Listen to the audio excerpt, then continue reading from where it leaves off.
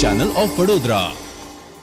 આજે બકરી ઈદ નિમિત્તે મુસ્લિમ બિરાદરોએ શહેરના વિવિધ વિસ્તારોમાં ઈદની નમાઝ અદા કરી એકબીજાને મુબારકબાદી પાઠવી હતી। મુસ્લિમ બિરાદરોના કુરબાનીનો પર્વ ઈદ ઉલ અઝહાને આજે મનાવવામાં આવ્યો હતો। ત્યારે શહેરના વાડી વિસ્તારમાં આવેલ ઐતિહાસિક ગાયકવાડી ઈદગાહ મેદાન ખાતે સામૂહિક નમાઝ અદા કરવામાં આવી હતી। ત્યારબાદ શહેર ખતીબ અમીરુલ્લાહ શુકરુલ્લાહ સૈયદે ઈદ નિમિત્તે ધાર્મિક પ્રવચન કરી સૌને આજના દિવસનું મહત્વ સમજાવી સૌને ઇબાદત કરવાનો સંદેશો આપ્યો હતો। ઈદગાહ મેદાન ખાતે મોટી સંખ્યામાં મુસ્લિમ સમુદાયના અબાલ વૃદ્ધ સૌએ ઈદની નમાઝ અદા કરી હતી। ઈદની નમાઝ બાદ સૌએ એકબીજાને ભેટીને ઈદની મુબારકબાદી પાઠવી હતી।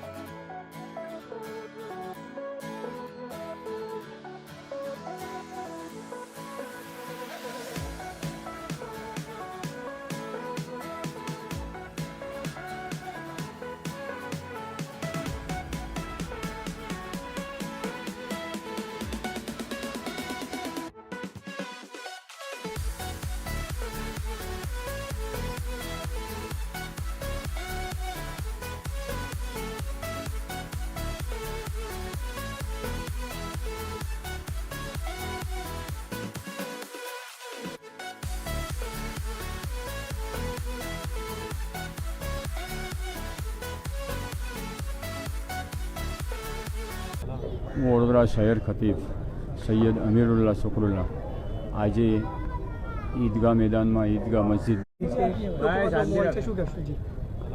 વડોદરા શહેર ખતીબ સૈયદ અમીરુલ્લાહ શુકરુલ્લાહ આજે ઈદગાહ મેદાનમાં ઈદગાહ મસ્જિદમાં વિશેષ ઈદ ઉલ અઝહાની નમાઝ અદા કરવામાં આવી। આજની નમાઝનો મહિમા અપરંપાર છે। આજે બહોળા સમુદાય મુસ્લિમોએ ઈદગાહમાં નમાઝ અદા કરી છે। વડોદરા શહેરના તમામ મુસ્લિમોને હું ઈદ મુબારક પાઠવું છું।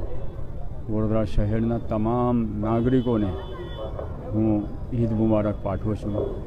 વડોદરા શહેરના તમામ મુસ્લિમોને એક જાહેર અપીલ કરું છું કે તેઓ કુરબાની રસમ કેન્દ્ર સરકારના ગાઈડલાઈન અનુસાર એને અનુરૂપ આપી અને કુરબાની કરે।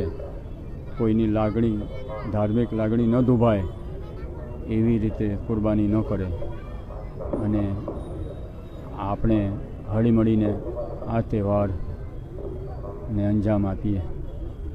વડોદરા શહેરના પ્રશાસન અને પોલીસ ડિપાર્ટમેન્ટ તમામનો હું આભાર વ્યક્ત કરું છું.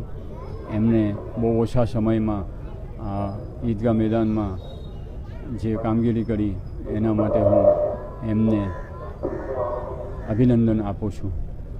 સાથે સાથે વડોદરા શહેરના તમામ મીડિયા